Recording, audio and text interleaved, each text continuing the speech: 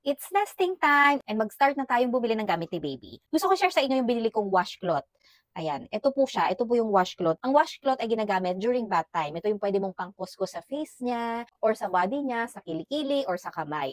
Ang washcloth na bibili nyo is dapat sobrang malambot, not rough, soft, and baby skin friendly. So, kaya gusto ko i-share sa inyo yung nabili ko dito sa online. Baby skin friendly siya, and they have different cute design. So, ito po yung isa sa mga design. So, this one is lemon. This one naman is rainbow. This one is dinosaur. And they also have this one, bear. Kung papapansin nyo, halos neutral color lang po yung mga nagpinili ko. Ayan, ito lang medyo And marami pa silang different design. Meron din pang girl kasi meron din mga flower, flower, and heart. And kung mapapansin nyo, yung tela niya, ghost type siya. Kaya siya malambot and skin friendly talaga siya sa mga babies na. It is not rough. Okay na okay siya pang washcloth talaga.